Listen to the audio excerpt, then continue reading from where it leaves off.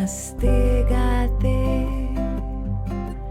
सोचा था मैंने मन में कई बार, वो पहली नजर हल्का सा असर। Okay, so hello everyone, welcome to my class and also welcome to my channel Physics, the Godfather of Universe. So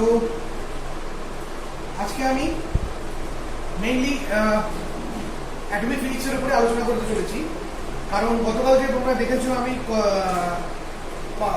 quantum মেকানিক্সের যে কম্পাউন্ড এফেক্ট, সেই কম্পাউন্ড এফেক্ট নিয়ে আমরা আলোচনা করেছিলাম, কিন্তু কম্পাউন্ড এফেক্ট ভিডিওতে কিছু প্রবলেম ছিল। দেখা যাচ্ছিল যে আমার স্টুডেন্টরা বলছিল যে ওই কিছু দূর যাওয়ার পরে নাকি হঠাৎ করে পজ হয়ে যাচ্ছিল। দ্যাটস ওয়াই আমি সেটাকে পুরোটাকে ডিলিট করি, আবার নতুন করে ছাড়ি কম্পাউন্ড এফেক্টটা, এবং আমি ডেসক্রিপশনে বলেও দিই, তোমরা খেয়াল করে দেখতে পাবে।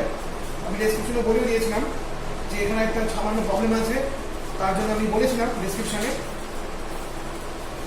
সো আজকে আমাদের যেটা হবে, আজকে আমাদের লাস্ট টপিক বলতে পারো আমাদের অ্যাটমিক ফিজিক্সের কমপ্লিটলি লাস্ট টপিক, সেটা হলো মোজরের যে লটা, সেই মোজরের লকে বোরের যে তত্ত্ব, সেই বোরের তত্ত্বের সাহায্যে আমরা মোজরের লকে ব্যাখ্যা করব, যেটা আমাদের কমপ্লিটলি আজকে লাস্ট টপিক আমাদের। তো এই টপিকটা শুরু করার আগে আমি একটুখানি রিক্যাপিচুলেট করতে চাই আমরা আগের দিন যে বিষয়গুলো পড়াশোনা করেছি সেই বিষয়গুলি সম্বন্ধে একটু রিক্যাপিচুলেট করতে চাই। তো আগের দিন মেইনলি আমি যে টপিকটার উপর লেকচার দিয়েছিলাম সেটা হলো characteristics X ray. Characteristics x এর উপরে আমি আলোচনা করেছিলাম, এবং তার পাশাপাশি মোজরের সূত্র নিয়ে আলোচনা হয়েছিল।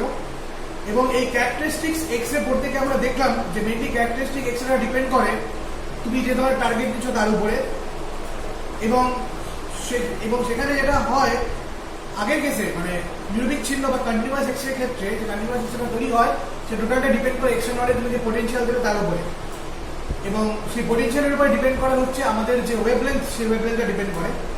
বাট ক্যারেক্টারিস্টিক হিসাবে যেটা দেখা যায় একটা সার্টেন ভোল্টেজের একটা কন্টিনিউয়াস একটা গ্রাফ থাকে, একটা কন্টিনিউয়াস একটা জোন থাকে বা একটা কন্টিনিউয়াস ওয়েভলেন্থ থাকে, তার উপরে দুটো পিক তৈরি হয়, দুটো হাই লেভেলের পিক তৈরি হয়। দুটো হাই লেভেলের পিকটা একটু কম একটু বেশি মানে পিক তৈরি হয়, এবং এই যে দুটো যে হাই লেভেলের যে পিক তৈরি হচ্ছে, this peaks are known as continuous x spectrum wavelength, sorry characteristic x spectrum wavelength, সেটাকে আমরা পাই। এবং কন্টিনিউয়াস এক্স রে যেটা তৈরি হয়েছিল সেটা আমরা দেখেছিলাম একটি ইলেকট্রনের, দ্রুতগতি সম্পন্ন ইলেকট্রনের গতি হ্রাসের ফলস্বরূপ বা গতি বৃদ্ধির ফলস্বরূপ যেটা হয় সেটা হচ্ছে ইলেকট্রোম্যাগনেটিক রেডিয়েশন হয়, এবং সেই ইলেকট্রোম্যাগনেটিক রেডিয়েশনটাই অ্যাকচুয়ালি আমাদের কন্টিনিউয়াস এক্স স্পেকট্রাম।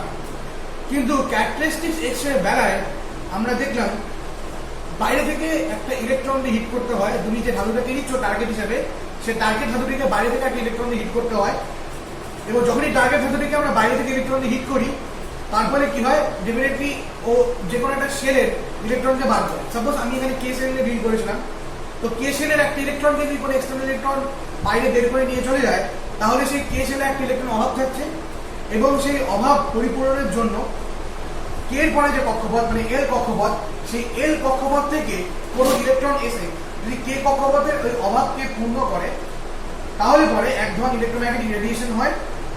যেহেতু একটা ট্রানজিশন হলো কে থেকে এল অরবিটে, এল থেকে কে অরবিটে একটা ট্রানজিশন হলো, দ্যাটস ওয়াই ইলেকট্রোম্যাগনেটিক রেডিয়েশন হয়, মানে একটা ফোটন পার্টিকেল বার হয়, এবং যে সার্টেন ফ্রিকোয়েন্সি বা যে সার্টেন ওয়েভলেন্থের যে ফোটনটা বেরোচ্ছে সেটাই অ্যাকচুয়ালি এক্স রে রূপে নির্গত হচ্ছে, এবং যে এক্সটা বার হচ্ছে সেটাই হলো ক্যারেক্টারিস্টিক্স এক্স রে। ওকে, সেকেন্ডলি আমরা এরকম একটা ঘটনা দেখিয়েছিলাম, যদি ওই কে কক্ষপথে থাকা আরেকটি ইলেকট্রনকে এক্সটার্নাল ইলেকট্রনে হিট করি, তাহলে এম শেল থেকে একটি ইলেকট্রন এসে কে শেলে ইলেকট্রন হিট করবে, আবার কে শেল ইলেকট্রনকে ব্যাকআপ দেবে, এবং সেক্ষেত্রে যদি ব্যাকআপ দেয়, যদি এম শেল ইলেকট্রন ব্যাকআপ দেয়, তাহলে পরে আরেক ধরনের নির্দিষ্ট ওয়েভলেন্থ নির্দিষ্ট ফ্রিকোয়েন্সিওয়ালা এক্স রে তৈরি হয়। এবার দুটো ঘটনায় কিন্তু কে রেসপেক্টে ঘটছে, একটা টাইমে যদি যখন এল ব্যাকআপ দিচ্ছে, নেক্সট টাইমে যখন এম ব্যাকআপ দিচ্ছে, তখন সেক্ষেত্রে দু ধরনের এক্স রে আমরা পাই, একটা হল কে আলফা এবং আরেকটা মানে কে বিটা। একই ঘটনায় এল এর ক্ষেত্রে ঘটতে পারে, একই ঘটনায় এম এর ক্ষেত্রে ঘটতে পারে। যেখানে যেমন ঘটবে সেখানে তেমন হবে। কিন্তু এবার এই ছিল আমাদের মেইনলি ক্যারেক্টারিস্টিক্স এক্স রে বা বৈশিষ্ট্যমূলক এক্স রে, এটা আমরা করেছিলাম।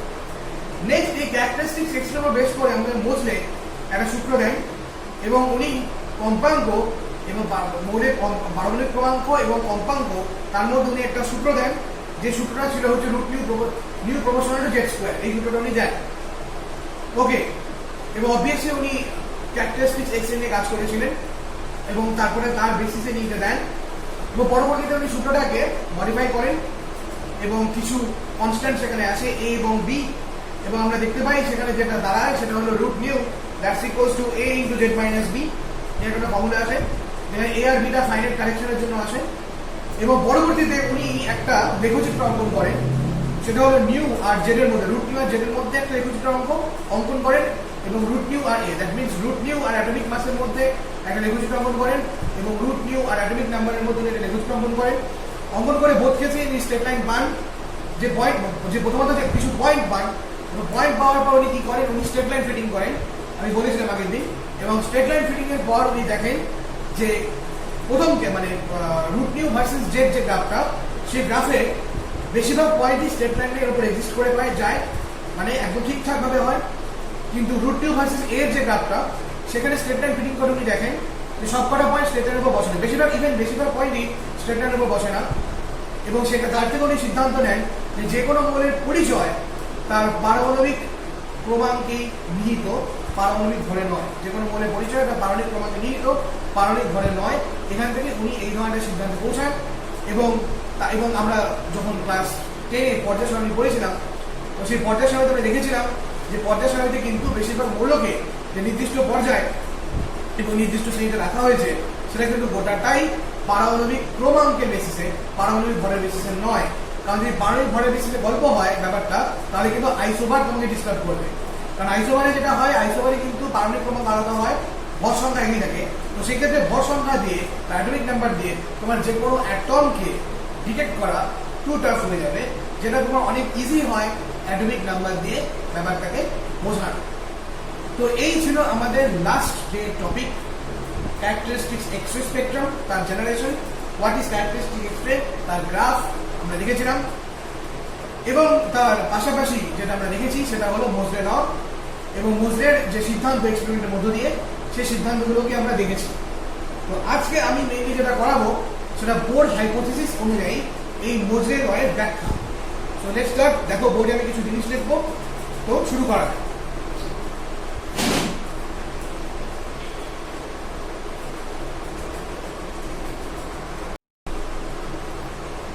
ওকে, সো মোজলের সূত্র অনুযায়ী বোর তত্ত্বের ব্যাখ্যা। তো আমি বললাম যে কোন এক বিশেষ বর্ণরেখার ফ্রিকোয়েন্সি নিউ, কোন এক বিশেষ বর্ণরেখার কম্পাঙ্ক যদি নিউ হয় এবং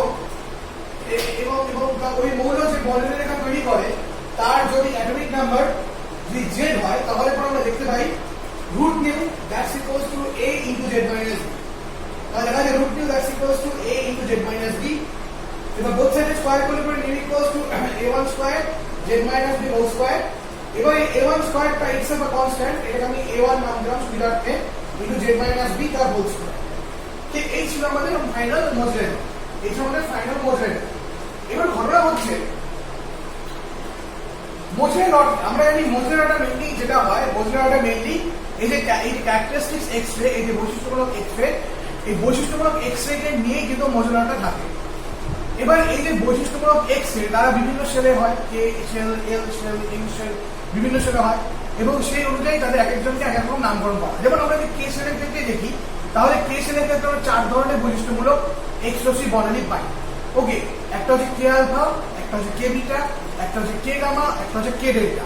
4 রকমের পাওয়া যায়। ফর কে সেল আমরা পাই 4 ধরনের। One is K alpha, another is K beta, another is K gamma, and the third one is K delta. K alpha, K beta, K gamma, K delta. এই 4 ধরনের এই বর্ণরেখা আমরা পেয়ে যাই। বুঝতেই পারছো, যখন L ব্যাকআপ দিলে তখন K alpha, M ব্যাকআপ দিলে K beta, N ব্যাকআপ দিলে K gamma, O ব্যাকআপ দিলে পরে K delta। এই অনুযায়ী এটা হচ্ছে, তাই তো? Okay, this is for K shell. This is for K shell. Now for K alpha line. Now for K alpha spectrum. For K alpha line. For K alpha line. এই K alpha লাইনের ক্ষেত্রে আমরা যেটা দেখতে পাই, এই K alpha লাইনের ক্ষেত্রে এই যে কনস্ট্যান্ট গুলো দেখতে পাচ্ছ, একটা হচ্ছে A1 আর B। এই A1 এর ভ্যালু হয় 3/4 CRH। 3/4 CRH। তাই তো K এর ক্ষেত্রে K alpha লাইনের ক্ষেত্রে কি হয়, A1 এর ভ্যালু 3/4 CRH। বাট তার পাশাপাশি B এর যে ভ্যালু থাকে সেটা হলো 1। পাশাপাশি এটা এক্সপেরিমেন্টাল অবজারভেশন। তাই তো এটা এক্সপেরিমেন্টাল অবজারভেশন, ক্রিটিক্যাল অবজারভেশন। দেখা যায় A1 এর ভ্যালু হয় 3/4 CRH আর B এর ভ্যালু হয় 1। তো সেই ক্ষেত্রে আমরা যদি মোজের লকে আমরা এটা অ্যাপ্লাই করি, then mu will be A1, that means mu is what? Mu is A1 into Z minus B ka whole square. That is mu, that's equals to 3/4 CRH into Z minus 1 ka whole square.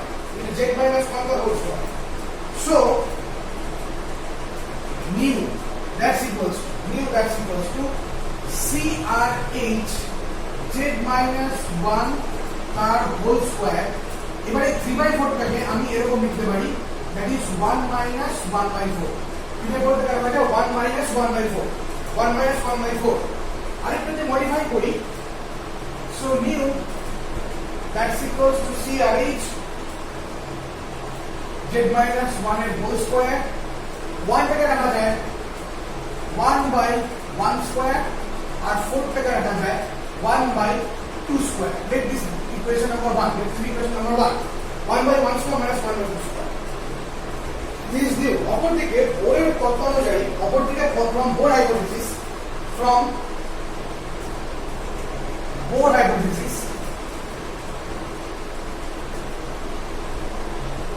hypothesis, আমরা যেটা ছিল new bar that's equals to ছিল RH Z square 1/N1 square minus 1/N2 square. And what is new bar? This new bar is nothing but 1/lambda. This new bar is nothing but 1/lambda. That's equals to RH Z square 1/N1 square minus 1/N2 square. এবার both side আমরা c দিয়ে ভাগ করি, so c by lambda equals to CRH Z square 1/N1 square minus 1/N2 square. So this c by lambda is nothing but mu. This c by lambda is nothing but mu. That is CRH Z square into 1/N1 square minus 1/N2 square. 1/N1 square minus 1/N2 square. So this is equation number 2. From Bohr hypothesis.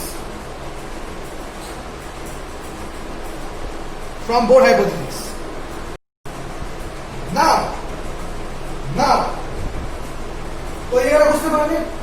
Now comparing these two equations, এই ইকুয়েশনটাকে এবং নিচের ইকুয়েশনকে, এই দুটো equation তোমরা যদি compare করো, then you see L1 is 1 and L2 is 2. That is L1 is nothing but K shell and L2 is nothing but L shell. L2 is nothing but L shell. তার মানে এখানে যে ট্রানজিশনটা হয়েছে বোঝা যাচ্ছে কোথা থেকে কোথায়, that is এটা যদি L shell হয়, if this is L shell and if this is K shell, তাহলে মানে যে ট্রানজিশনটা হয়েছে সেটা কোথা থেকে কোথাতে, K shell থেকে L shell, and that's why যে এডিশনটা হলো সেটাতে K alpha. That's why the emission curve is very clear. Okay, this is for molybdenum atom. Okay, but for hydrogen atom,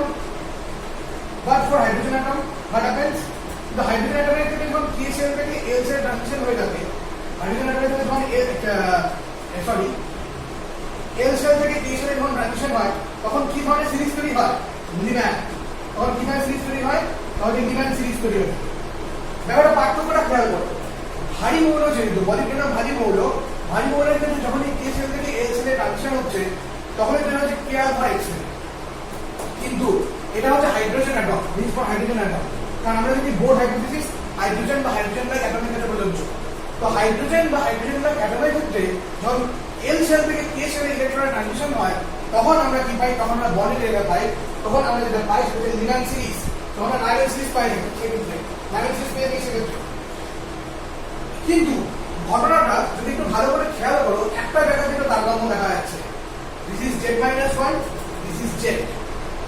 যেটা হয় সেটা হলো এই ঘটনা যখন নর্মাল হাইড্রোজেন বা হাইড্রোজেনের অ্যাটমের ক্ষেত্রে যদি একটা ইলেকট্রন থাকে, এবার এই একটা ইলেকট্রনে কি হয়, একটা ইলেকট্রনে যে কোনো কক্ষপথ থেকে যখন কক্ষপথে যখন 1 নম্বর অরবিটে থাকে তখন কি হয়, তখন কিন্তু আমাদের ফোটন ট্রানজিশন মানে ইলেকট্রন ট্রানজিশনের জন্য ফোটন এমিশন হচ্ছে, এবং সেই সময় আমরা ডিম্যান্ড বা আমার ডাইরেকশনটাকে ভ্যালিড দিই। কিন্তু এই ক্ষেত্রে কিন্তু Z-1 হওয়ার অর্থ হলো এক্ষেত্রে কিন্তু একটা ইলেকট্রন লস হচ্ছে। যদি তুমি গোটা ক্যারেক্টারিস্টিক এক্সটাকে কিন্তু প্রথম থেকে ভালো করে অবজার্ভ করো, তাই তুমি দেখো তুমি প্রথমেই বাইরে থেকে একটা ইলেকট্রনকে বোম্বার্ড করে তুমি ভেতরে কিন্তু একটা ইলেকট্রন কি বলে বার করে দিচ্ছ, তাই তো? তাহলে যে যে যে অ্যাটমটার মধ্যে জেড সংখ্যক নিউক্লিয়াস আছে, যে অ্যাটমটার মধ্যে জেড সংখ্যক প্রোটন নিউট্রন আছে, বা আমরা বলতে পারি যে অ্যাটমের চার্জ হচ্ছে জেডি, ওকে, বা যে অ্যাটমিক নাম্বার জেড, তাহলে যার মধ্যে জেড সংখ্যক প্রোটন আছে তার মধ্যে জেড সংখ্যক আমার ইলেকট্রন আছে। কিন্তু প্রথমেই আমি জেড সংখ্যক ইলেকট্রনের মধ্য থেকে একটা ইলেকট্রনকে কিন্তু আমি একটা এক্সটার্নাল ইলেকট্রনের হেল্প নিয়ে বাইরে বের করে দিলাম, তার মানে অলরেডি আমার ইলেকট্রনের সংখ্যা কিন্তু একটি কমে গেল, তাই তো? তার মানে একটা কম থাকে, এটা কিন্তু কম হয়ে গেল। তো সেই কম থাকা অবস্থাতে কিন্তু কি হলো, যে ট্রানজিশন মানে একটা ইলেকট্রন কমে গেল, এবং এমন অবস্থায় কি হচ্ছে, কে শেলের ইলেকট্রনকে ব্যাকআপ দেওয়ার জন্য এল সাথে এক ইলেকট্রন ছুটে চলে আসছে, এবং ঠিক সেই সময় কিন্তু আমার কে আলফা রেখা তৈরি হচ্ছে। দ্যাটস ওয়াই এটা কিন্তু Z-1 নামটা এসেছে, তাছাড়াও কিন্তু কোনো কারণ নেই, এই জন্য Z-1 নাম এসেছে। মানে এই অবস্থায় নিউক্লিয়াসের চার্জ যদি জেডি হয়, এই অবস্থায় নিউক্লিয়াসের চার্জ যদি জেডি হয়, তাহলে পরে কিন্তু গোটা যে ইলেকট্রনগুলো আছে সমস্ত ইলেকট্রনের চার্জ কিন্তু হয়ে যাবে Z-1 ইনটু E, বিকজ একটা ইলেকট্রন কিন্তু অলরেডি কমে গেল জেড থেকে। দ্যাটস ওয়াই আমরা এখানে বললাম Z-1 ইনটু E। ঠিক সেই কারণে এখানে Z- নামটা আছে। কিন্তু এরকম ধরনের কোনো লস বা এরকম ধরনের বাইরে থেকে কোনো ইলেকট্রন দিয়ে আমরা হাইড্রোজেন বা হাইড্রোজেনের ক্যাটায়ন ইলেকট্রন কিন্তু বার করি না। দ্যাটস ওয়াই যদি বার করি না, এবং তার জন্যই প্রথম হাইড্রোজেনের ক্যাটায়নের রিবান নাম্বার সিরিজ থাকে। এন্ড নট অনলি দ্যাট, এখানে দেখো শুধুমাত্র Z² ট্রান্সফার করে আছে এর জন্য, কারণ কোনোরকম করে এর জন্য কিন্তু লস হচ্ছে না, যে লসটা এখানে হচ্ছে, তাই না? তো এই নাম্বারটাই কিন্তু লক্ষ্য করার বিষয়। এবং পাশাপাশি লক্ষ্য করার বিষয় যেটা, সেটা হচ্ছে সবচেয়ে বড়, সেটা হলো আমরা দেখতে পাই ম্যাসিভ অ্যাটম যারা থাকে, মলিকুলার ম্যাসিভ অ্যাটমের ক্ষেত্রে কিন্তু আমরা এক্স রে তৈরি করি, বাট সেখানে হাইড্রোজেন বা হাইড্রোজেন লাইক অ্যাটম কিন্তু ম্যাসিভ না, লাইট অ্যাটম, তাই তো? তার জন্য সেক্ষেত্রে আমরা কি পাই, লিগ্যান্ড সিরিজ, বার্মান সিরিজ এরকম পাই। একই ঘটনা শুধুমাত্র এই ঘটনা যে ক্ষেত্রে বোঝানো তা নয়, এই ঘটনা যদি আমরা কেমিক্যাল ক্ষেত্রে করি, কেমিক্যাল ক্ষেত্রে কি হবে, কেমিক্যাল ক্ষেত্রে এম থেকে ইলেকট্রন এসে কে ব্যাকআপ দেবে, এবং সেক্ষেত্রে A1 এর ভ্যালু পাল্টাবে, B1 একই থাকবে, A1 এর ভ্যালু পাল্টাবে, B1 একই থাকবে, এবং সেক্ষেত্রে আমরা নানা ধরনের ঘটনা আমরা এখানে অবজার্ভ করতে পারবো, সেটা অন্য ব্যাপার। তো এটাই আমি বেসিক প্রথমে শেখালাম, কিভাবে মোজলের সূত্র অনুযায়ী আমরা বোর তত্ত্বকে আমরা ব্যাখ্যা করতে পারি।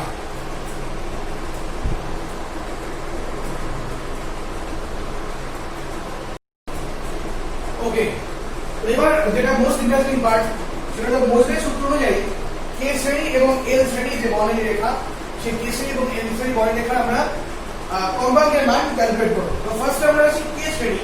তো যে কোনো শ্রেণী বর্ণালী রেখার ক্ষেত্রে একটা সাধারণ সমীকরণ থাকে, তো যেটা আমি আগে দেখালাম এই মোজলের সূত্র থেকে বোর সূত্র একসাথে দেখালাম। তো তেমনি কে শ্রেণী বর্ণালী রেখার একটা সাধারণ একটা সমীকরণ থাকে, সেই সাধারণ সমীকরণটা হচ্ছে এরকম, আমি লিখি বুঝতে পারবে। সেই সাধারণ সমীকরণটা হলো এরকম, mu that's equals to CRH into Z-1 এর whole square into 1 by 1 square minus 1 by n square. Okay, this is one. First one যেটা, এই 1টা represent করছে for k series বর্ণালী, আর এই যে 1টা দেখতে পাচ্ছ, এটা হচ্ছে b এর ভ্যালু, এই 1টা হচ্ছে b এর ভ্যালু, আর এখানে এই n এর জায়গাতে ভ্যালু বসিয়ে এবং এই 1টা হচ্ছে এটাতে ভ্যালু অফ b কনস্ট্যান্ট যেটা ছিল, আর this is for k shell, আর এই n এর বিভিন্ন ভ্যালু বসিয়ে আমরা যখন যে নাম্বারটা পাবো, সেই নাম্বারের সাথে যখন CRH গুণ হবে, তখন আমরা এই A1 যে কনস্ট্যান্ট ছিল, এই A1 কনস্ট্যান্টের ভ্যালু আমরা পাবো, যেটা মোজলের লতে যেটা ছিল। মোজলের লতে ছিল কি, মোজলের লতে ছিল আমরা দেখলাম A1 মডিফাই করার পরে into Z- B whole square, সেই b এর ভ্যালু এখানে 1, এবং a1 এর ভ্যালুটা পাবো এই n এর যখন বিভিন্ন মান বসাবো আমরা 1 2 3 4 বা নট 1 এখানে n এর 1 হবে না 2 থেকে শুরু হবে 2 3 4 এর মতন বসাতে থাকবো বসে আমরা কি পাবো আমরা তার সাথে যে ভ্যালুটা পাবো যে নিউমেরিক্যাল নাম্বারটা আসবে তার সাথে CRH গুণ হয়ে আমরা a1 এর ভ্যালু পাবো okay this for k series now for k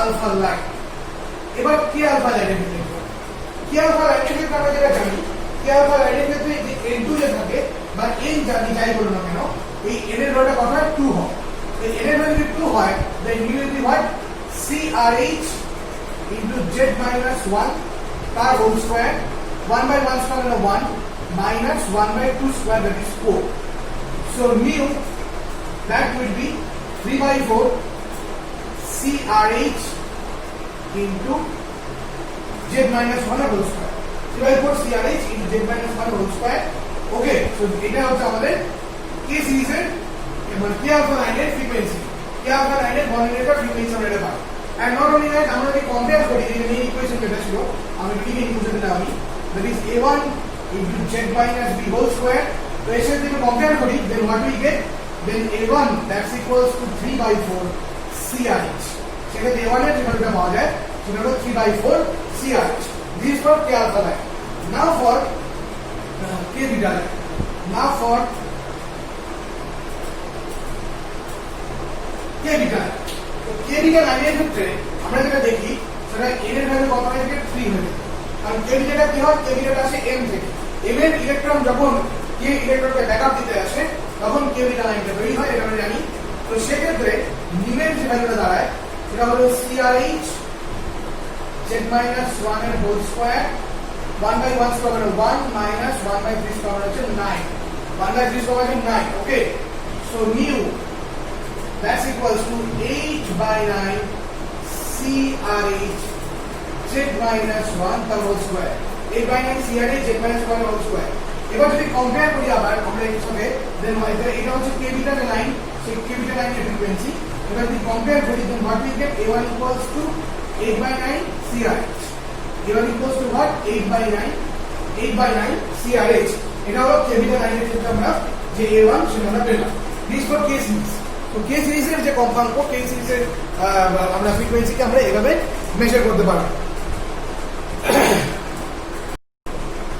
okay now for L series and this for k series now for L series এবার L সিরিজের ক্ষেত্রে এই যে বিটা এর কনস্ট্যান্ট থাকে এই বিটা কনস্ট্যান্টের ভ্যালু কিন্তু পাল্টে যায় এখানে আমরা দেখতে পাবো না বিটা বি কনস্ট্যান্ট ভ্যালু পাল্টে যায় so for L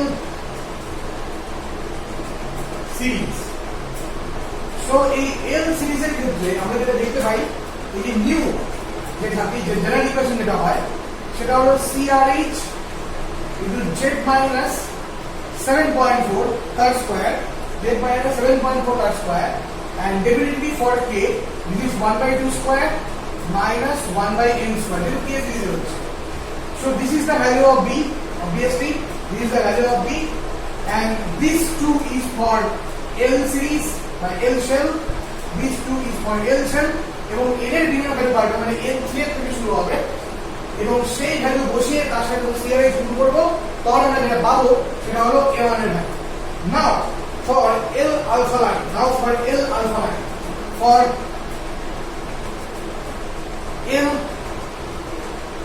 alpha line এবারে L alpha line যখন আমরা তৈরি করব সেক্ষেত্রে আমার কি হবে L alpha লাইনের ক্ষেত্রে তো L alpha লাইনের ক্ষেত্রে n এর ভ্যালু হবে 3 তো সেক্ষেত্রে নিউ যেটা দাঁড়াচ্ছে that will be CRH z minus 7.4 third square 1 by 2 square minus 1 by 3 square so new CRH z minus 7.4 third square 1 by 4 minus 1 by 9 that is 5 by 36 so new that's equals to 5 by 36 CRH z minus 7.4 third square now comparing if I just compare kori then what we get so this is the frequency value এবার আমরা এখানে compare করলে পরে আমরা যে a1 যেটা সেই a1 এর ভ্যালু পাবো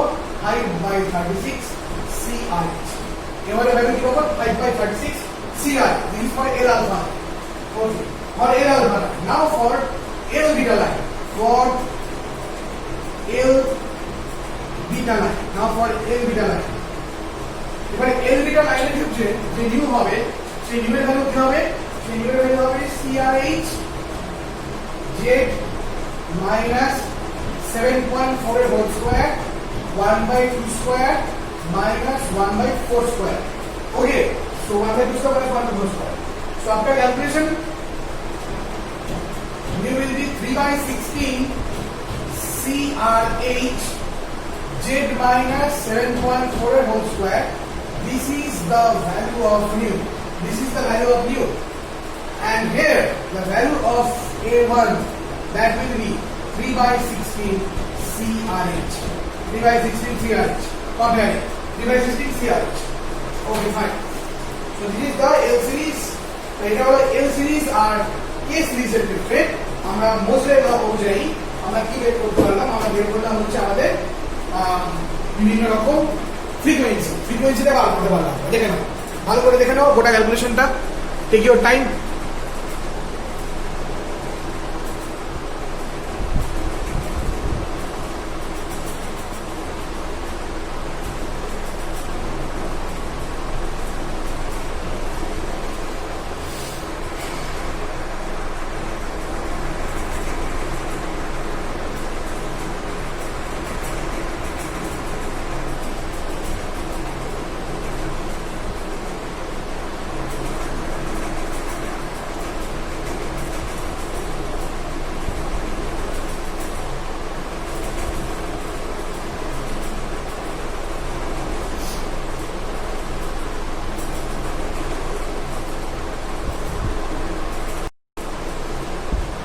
ওকে, তো ফাইনালি তাহলে আজকে আমাদের গোটা অ্যাটমিক ফিজিক্সটা শেষ হয়ে গেল।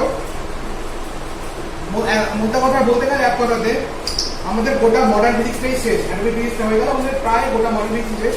প্রায় বলবো না, মডার্ন ফিজিক্সটা গোটাটাই শেষ বলা যায়। কারণ এখন যদি তোমাদের সিলেবাস ছোট করে, আর আইসিএসসি বোর্ডে যেটা করেছে, আইসিএসসি বোর্ডে কিন্তু যে কমিউনিকেশন যে সিস্টেম চ্যাপ্টারটা, কমিউনিকেশন সিস্টেম চ্যাপ্টারটা বাদ দিয়ে দিয়েছে আইসিএসসি বোর্ড। তো আমি জানি না আমাদের বেঙ্গল বোর্ডে কি করবে এই ব্যাপারটা নিয়ে। তো আমি ঠিক জানি না বেঙ্গল বোর্ডে কি সিদ্ধান্তে আছেন সবাই। তো তার জন্য আমি কমিউনিকেশনটা আমি এখন শুরু করতে যাচ্ছি না। তো কমিউনিকেশন সিস্টেম বাদ দিয়ে আমাদের গোটা মডার্ন ফিজিক্সটাই কিন্তু শেষ হয়ে গেল। আমাদের analog digital electronics, analog electronics, atomic quantum nuclear সবই শেষ।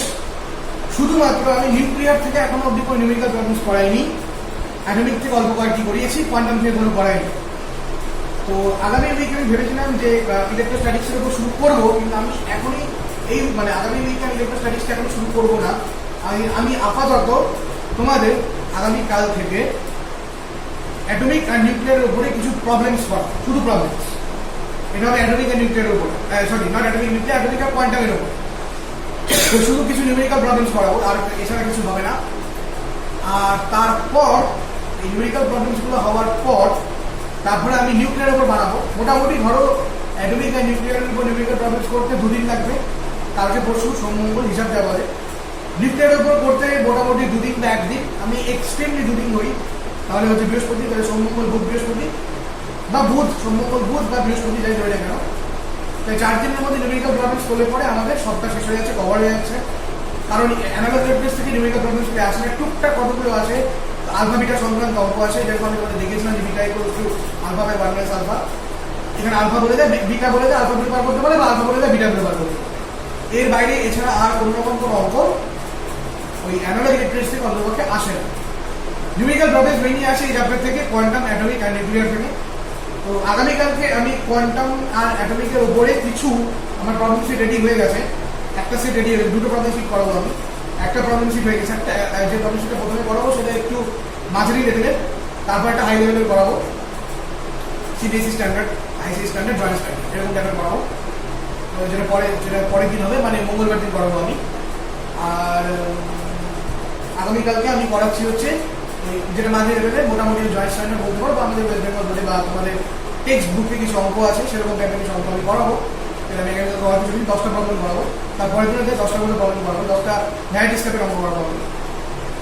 তো এটা গেল। তো আর হচ্ছে বুধবার আর বৃহস্পতিবার দিন আমি নিউক্লিয়ার ফিজিক্সের উপরে কিছু অঙ্ক করবো। আশা করি বৃহস্পতিবার লাগবে না, বুধবারেই নিউক্লিয়ার ফিজিক্সের উপর ব্যবহার হয়ে যাবে, কারণ দুদিন লাগে, কারণ খুব একটা বেশি অঙ্ক নেই, ওই একই অঙ্ক থাকে, ওই তেজস্ক্রিয়তা সংক্রান্ত অঙ্ক, এর বাইরে কোনো অঙ্ক থাকে না, কারণ সেখানে সেই ফর্মুলার উপরে অঙ্ক থাকে। আর কিছু অঙ্ক থাকে কটা এখান থেকে এখানে ট্রানজিশন মানে পরিবর্তন হলে পরে কটা আলফা কটা বিটা বেরোচ্ছে, কিছু কৃত্রিম মৌল আনবে, ব্যাস দ্যাটস ইট, এর বাইরে কোনো অঙ্ক থাকে না। আর মাস ডিরেক্টের কিছু অঙ্ক থাকে, মাস ডিরেক্ট অঙ্ক করে তোমাদের করিয়েছিলাম, যা করিয়েছিলাম তাতেই হবে, নতুন করে মাস ডিরেক্টের অঙ্ক করা হবে, ওর মধ্যেই হয়ে যাবে একই অঙ্ক। তারপর হয় বৃহস্পতি কিংবা শুক্রবার থেকে চেষ্টা করবো, বৃহস্পতিবার থেকে শুরু করার, আমি খুব চেষ্টা করবো, তা নাহলে শুক্রবার থেকে আমরা ইলেকট্রোস্ট্যাটিক্সের উপরে বা স্থির তড়িতের উপরে আমরা পড়াশোনা শুরু করে দেবো পুরোপুরি। তাহলে এখন তোমাদের মডার্ন ফিজিক্সটা কমপ্লিট যদি হয়ে যায়, হয়ে গেলে পরে তোমরা বাড়িতে ভালো রিভিশন দিতে পারবো মডার্ন ফিজিক্সটা, এবং তারপর থেকে আমি ইলেকট্রোস্ট্যাটিক্সের উপরে ভিডিও দেওয়া শুরু করবো, ইলেকট্রোস্ট্যাটিক্স, ম্যাগনেটিজম, অপটিক্স, তার উপর ভিডিও দেওয়া শুরু হয়ে যাবে। মাঝখানে একটুখানি বড় শুরু করেছিলাম বলে বাড়িতে ব্যাচে, তো একটুখানি আমার ভিডিওটা একটু ডিসকন্টিনিউ হয়ে গেছিলো। আশা করি এখন আর হবে না, কারণ এই মুহূর্তে বাড়ি বড় বন্ধ, কারণ পাড়াতে চাইলে বড় ব্যাচ শুরু করেছে, আমাদের পাড়াতেই আছে যেখানে থাকি আমি। তো দ্যাটস ওয়াই আপাতত আমি এখন আবার ভিডিওটাই শুরু করতে হবে। আমি চেষ্টা করবো, আমি ভিডিওর মধ্যে চেষ্টা করবো গোটা 12 বেটে শেষ করার। আর আমি এটা ঠিক আমার চ্যানেলের প্রমোতে আমি বলেছিলাম 11 হবে, 11 আমি করিনি এখন অবধি কোনো রকম, মানে আমি চেষ্টা করবো 11টা খুব শীঘ্র শুরু করে দেওয়া। যাই হোক, মডার্ন ফিজিক্সটা শেষ হয়ে গেল, যে চ্যাপ্টারগুলো শেষ হলে অ্যাটমিক ফিজিক্সটা খুব ভালো করে পড়ো, এবং সবচেয়ে বড় কথা লিখতে হবে। সামনের দিকে যে ম্যাথমেটিক্যাল যে জিনিস, শুধু ম্যাথমেটিক্যাল জিনিসগুলো আছে, সেই ম্যাথমেটিক্যাল জিনিসগুলো কিন্তু লিখে করতে হবে। শুধু ম্যাথমেটিক্যাল জিনিসগুলো লিখলেই হবে না, যেগুলো বড় হলো ক্যারেক্টারিস্টিক্স এক্সরে বা আজকে যে টপিকগুলো বড় হলো সেগুলো কিন্তু তৈরি করার পর লিখতে হবে না। প্রথমত ওই বোর্ড অরবিট, রেডিয়াস, ওগুলোকে প্রথমে যখন তৈরি করবে লিখে তৈরি করবে, এবং তারপরে না দেখে অভ্যাস করতে হবে। যদি না লেখো তাহলে কিন্তু পরীক্ষা হলে তোমার স্টেপস ঘুরিয়ে যাবে, এবং স্টেপস ঘুরে গেলে কিন্তু একটা যাতা অবস্থা হবে। যাই হোক, ভালো করে পড়ো, যে চ্যাপ্টারগুলো হলো সেগুলো রিভিশন দাও ভালো করে। Good bye.